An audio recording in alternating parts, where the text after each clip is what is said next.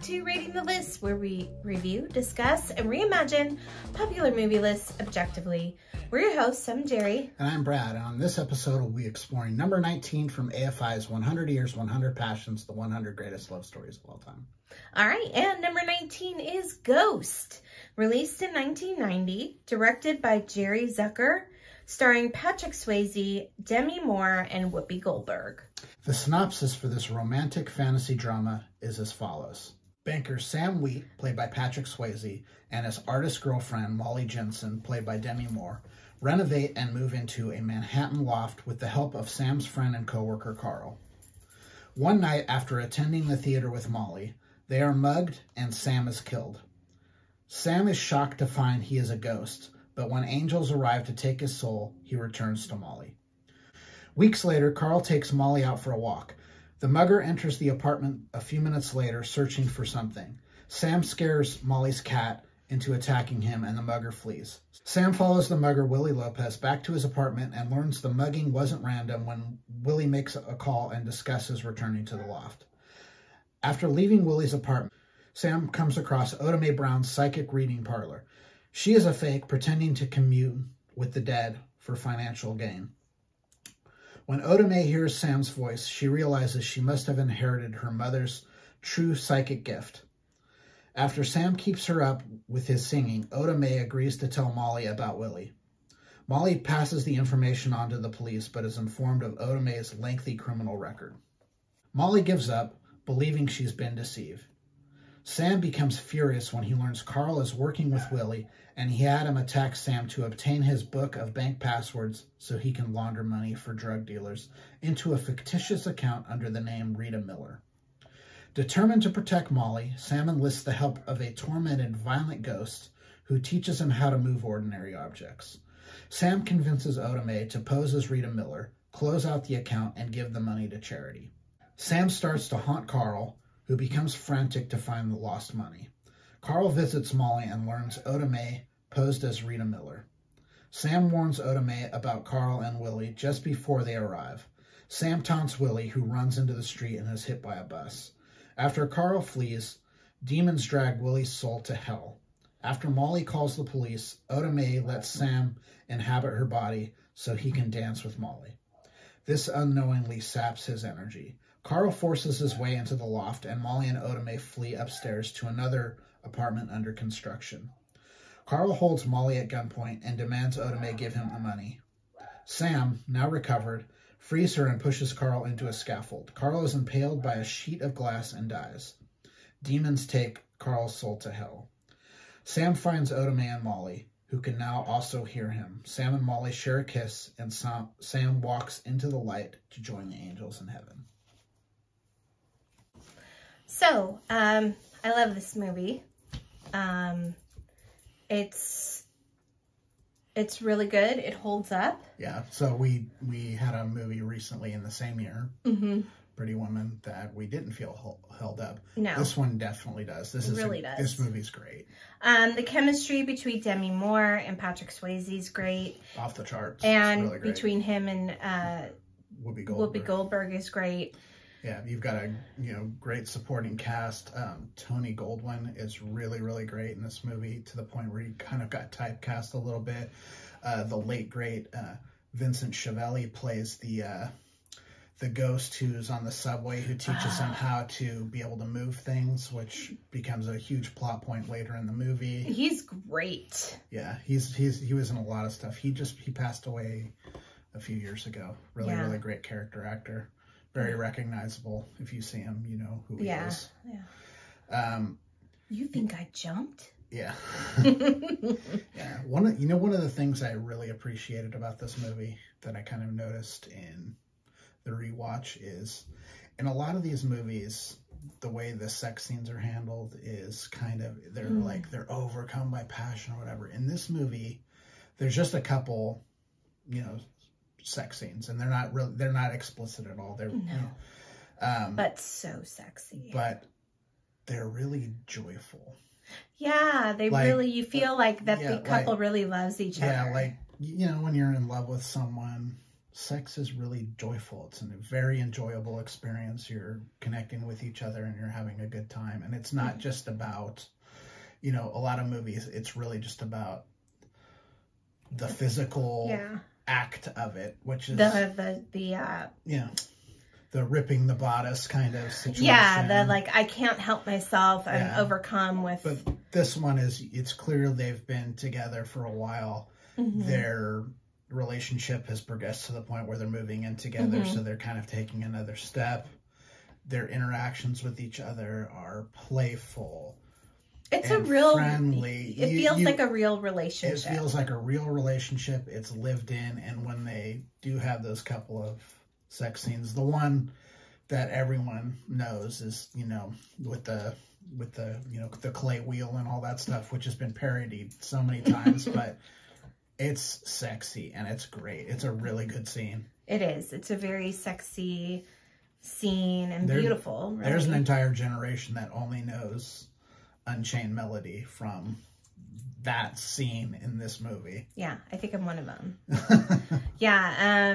And it's so funny because this scene I find extremely sexy, and the other Patrick Swayze scene in Dirty Dancing, when they're dancing in his room, I find super sexy too. It's like, I guess it's Patrick Swayze. I don't know. She's crazy for Swayze.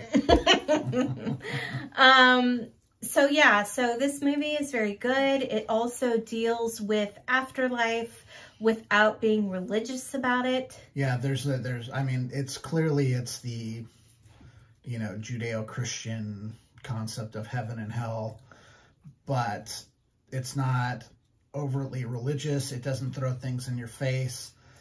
You know, they use it as a means to an end in the story. I mean, most importantly is, you know, he notices someone who died when he's in the hospital, and he's talking with another ghost who's there to watch his wife pass, because I guess he's hoping that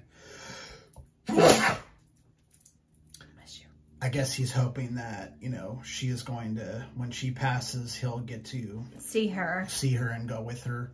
So he's kind of been waiting while they're doing that. You know, he's seen so many of these, like, yeah, that guy's not going to make it. And the guy codes on the table, and then you see him go into the light. You see him go into the light, and he kind of, you know, passes. But, you know, Patrick Swayze didn't go, and that it's a really good storytelling device, because it's telling us his business isn't finished yet. Yeah, he needs to take care of Molly. He's got something that he needs to take care of. It obviously has to do with Molly. We just don't know what it is immediately. And then we have the scene where, you know, Carl, who seems like a good guy and a friend of theirs, takes Molly out for a walk. He's trying to, you know, get her, you know, it's been a few weeks. He's trying to, you know, reintegrate her into regular life, takes her out for a walk, and almost immediately after they leave, the guy who mugged and killed Sam shows up in the apartment and he's looking for something. And somehow the cat can see him, because earlier he freaked out when the cat looked at him. So the cat he looks at the cat and scares the cat, and the cat claws, you know, Willie, and Willie leaves, and then, you know, Sam follows Willie all the way back to his apartment. Yeah. Kind of learns, oh, this wasn't a random attack. I was murdered. Yeah, and doesn't know why yet. And then he goes to, you know, he sees this fortune thing, and, you know, he steps into it, and, you know, that's a really funny scene, because, you know, Oda Mae is clearly a con artist. Yeah, but she can hear him, and she's like, well, it's not just that. She's a con artist, and he kind of laughs at it. Because it's really ironic. He's like, I'm a ghost. I'm in this place. Yeah.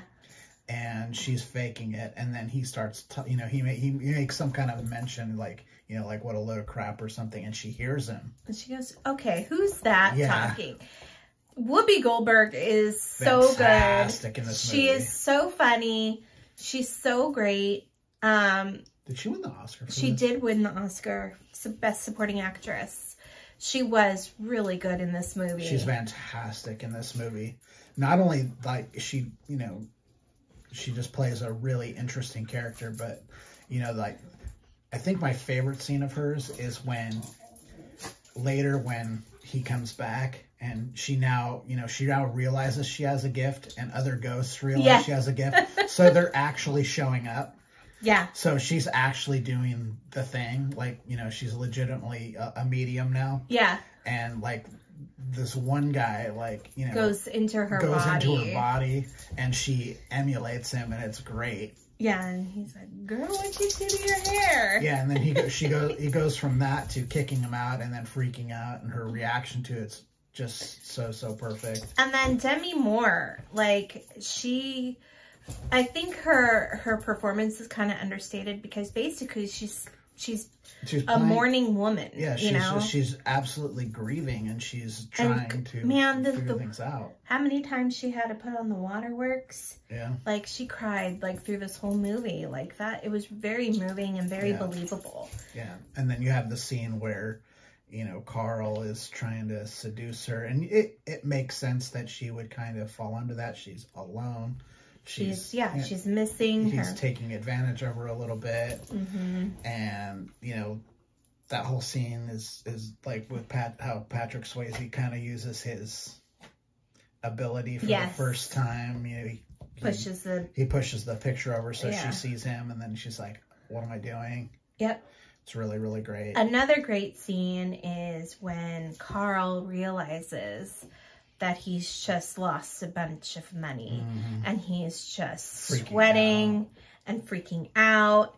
And then I thought it was a kind of a cool concept of the way the hell comes for you. Instead of this light that's emanating love, it's a shadow. There's shadows that come to life and come and grab you and take you down. And take you down. It's very interesting. The special effects are still pretty decent. Yeah, I mean, they held up okay. And it's interesting because when Patrick Swayze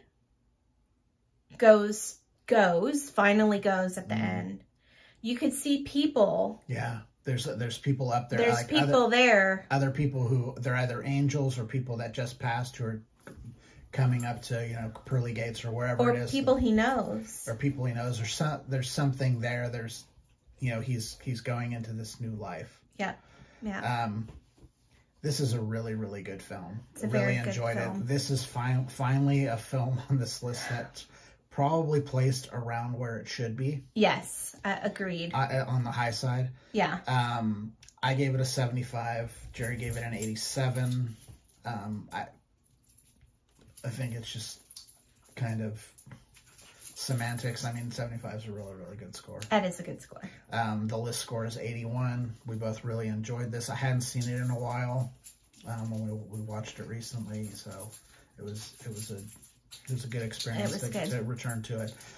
One thing I've kind of noticed is I've seen just about every movie that we've had on the list, and sometimes revisiting them, I'm like, ooh, this isn't nearly as good as I thought it was. Or I'm looking at it now through the love story lens, so I'm watching it a little bit differently. Yeah.